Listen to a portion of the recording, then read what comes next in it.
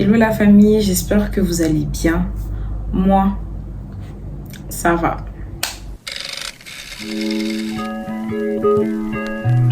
Alors aujourd'hui, on se retrouve pour une nouvelle vidéo.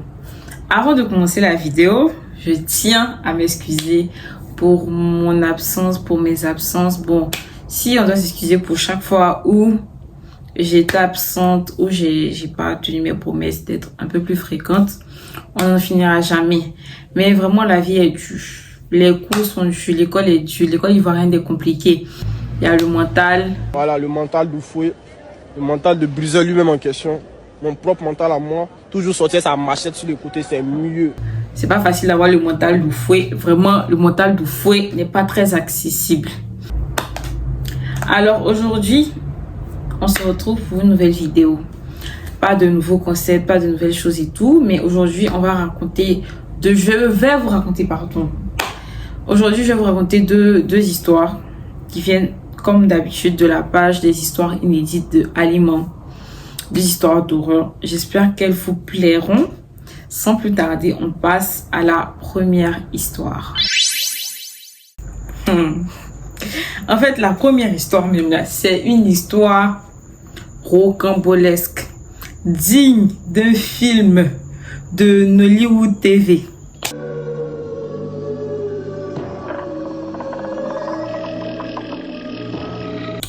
Alors, cette histoire, c'est l'histoire de 3 jeunes filles, 3 copines qui se promenaient ensemble.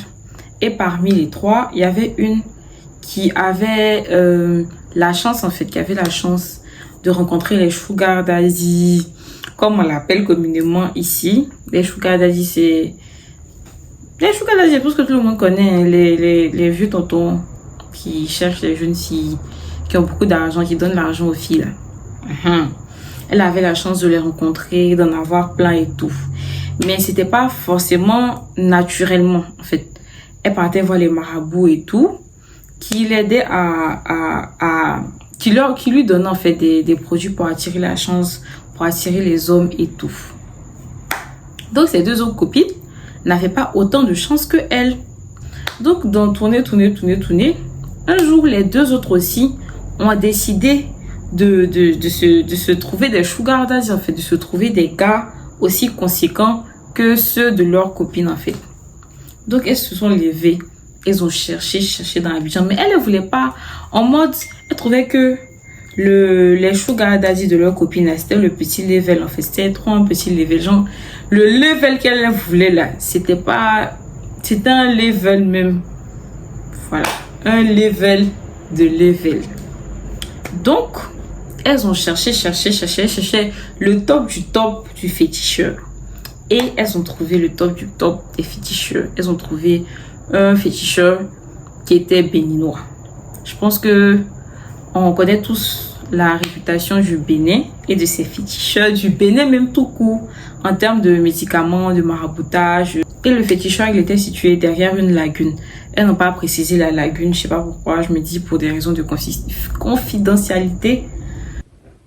Arrivées chez le féticheur béninois là, elles sont tombées sur un vieux, vilain. Franchement, tout le monde est beau à sa manière. Mais je ne fais que relater les mots des filles.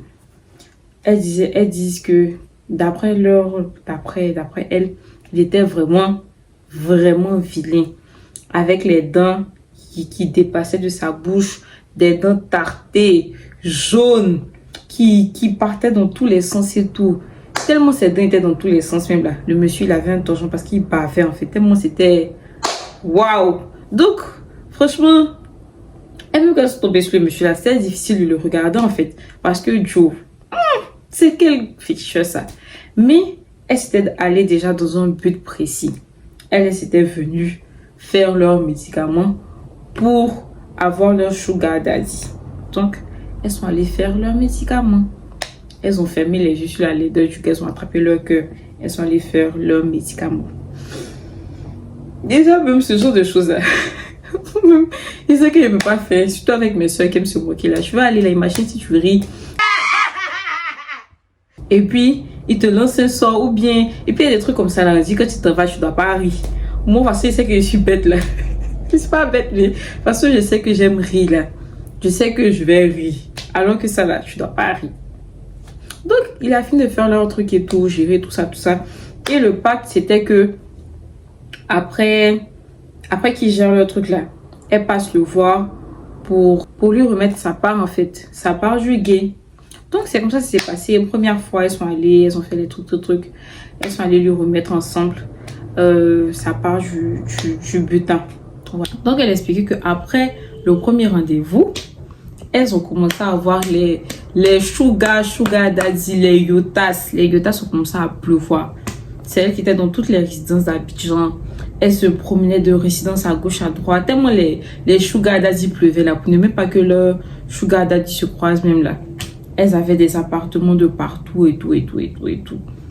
Elles avaient des rapports avec plein de personnes, plein de sugar là-bas. Bref, en tout cas, elles vivaient la vie qu'elles avaient souhaitée. Donc, un jeudi, celle qui raconte l'histoire, on va l'appeler comme... On va dire Maïmouna. Maïmouna est allée chez le féticheur. Elle va chez le féticheur où elle voit sa copine avec qui elle allait faire le truc là. Elle voit sa copine nue qui est en train de se rhabiller. Attends. What?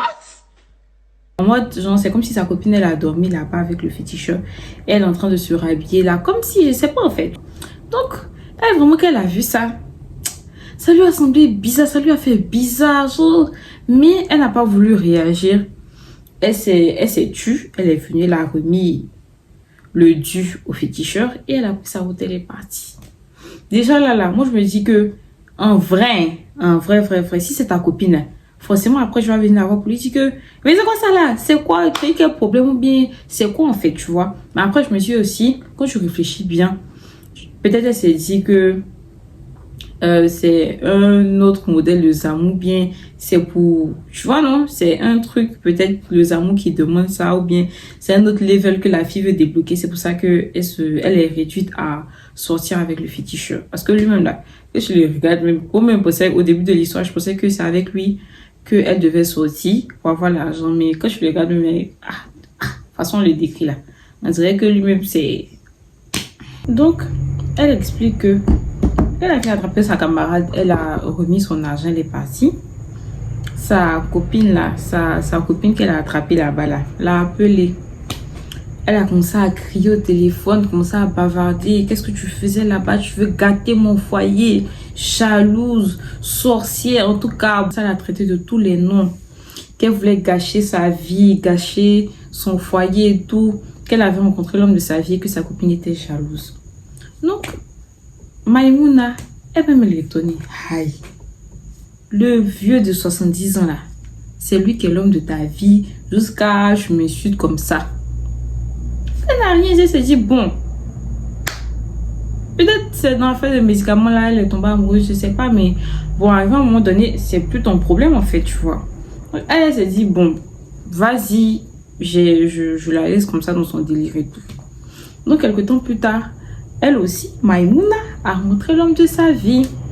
Elle explique que c'était vraiment un homme charmant, beau, grand de taille. Wow. Ça sort de l'eau, mais il y a poussière dessus. Et tout ce que vous voulez, tous les critères pour séduire une femme là, il les avait. Sauf que c'était un homme assez occupé. En mode, il n'était pas tout le temps là. Mais il essayait de donner du temps à Maïmouna aussi. Donc, dans le love, le gars que Maïmouna a rencontré là, il est venu demander sa main à la famille en fait, à sa famille. Mais bizarrement, la famille de Maïmouna était perplexe. La famille ne comprenait pas. Maïmouna aussi, elle ne comprend pas, vous ne comprenez pas quoi. La famille était perplexe, mais genre, ils se sont dit que, après tout le coupé décalé que leur fille a fait, et puis avec l'âge qu'elle a là, c'est normal qu'elle décide de se poser à ce stade-là, en fait, à cet âge-là et tout. Donc, ils ont accepté. Ils ont fait la dot de Maïmouna. Tout était zo dans le carton. Tout était chic. Donc, pendant qu'elle était dans son foyer, elle vivait son love, sa best life, son amour, dont elle a toujours rêvé et tout. Bizarrement, le troisième camarade, la première fille dont on a parlé, qui avait la chance avant les deux autres là, Elle a cherché, on va l'appeler comment? On va l'appeler Sally. Donc, Sally cherchait Maïmouna. En mode, elle a cherché. Ah, Sally te cherche. On dit non, Sally te cherche. Sally cherche à te contacter et tout. Mais genre, elle était trop dans son lore. En fait, elle n'avait pas le temps. Elle s'est dit que bon, elle me cherche pourquoi? Oh, ça, c'est les mêmes trucs de la ville, tout ça. Genre, elle se disait que c'est pour faire un retour aux mêmes histoires d'avant et tout, tu vois. Donc, bon, elle n'a pas trop accordé de l'importance à ça. Donc, un jour, elles se sont rencontrées au centre commercial. Dans un centre commercial, là, le 13 septembre.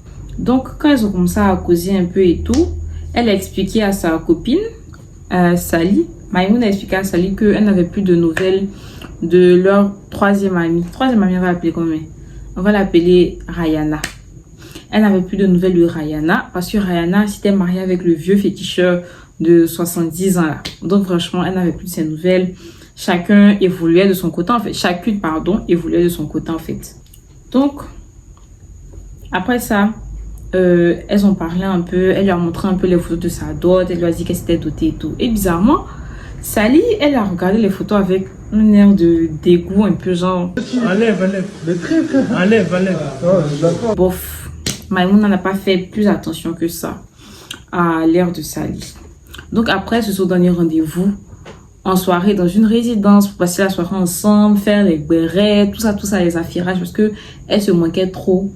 Il y avait vraiment trop longtemps qu'elles ne s'étaient pas vues, qu'elles ne s'étaient pas parlé et tout. Donc, la soirée arrive. Elle rentre dans la résidence. Maïmouna rentre dans la résidence. Elle allait trouver Sally là-bas. Sally qui vient, qui fait... genre qui souffle quelque chose sur le visage de Maïmouna. Donc Maïmouna dit, ah, ça c'est quoi son corps? Sally dit non, que c'est pour te souhaiter la bienvenue et tout. C'est juste pour te dire bonne arrivée. Oh, c'est juste pour rire. Elle passe bien leur soirée et tout. Chic. Elle cause bien et tout. Maïmouna rentre à la maison. Arrive à la maison. Maïmouna va trouver l'homme qu'il a doté. L'homme qu'il a doté là. Que Maïmouna a doté. L'homme qui a doté Maïmouna là. Le voici assis là-bas. Vieux. D'un bizarre. Un monsieur bizarre. Donc, Maïmouna regarde. C'est le vieux féticheur là qui est assis là-bas. Aïe. Et en fait, c'était comme une désillusion. En mode, elle a commencé à se rendre compte que c'est lui en fait. C'est lui qu'elle a doté. C'est pas comme si tu as dit, c'est lui, il vient chercher quoi dans ma maison. Tu te rends compte en fait que c'est lui que j'ai doté. Elle se dit que, et même qu'elle explique en fait de ses mots, donc c'est lui là que j'ai embrassé.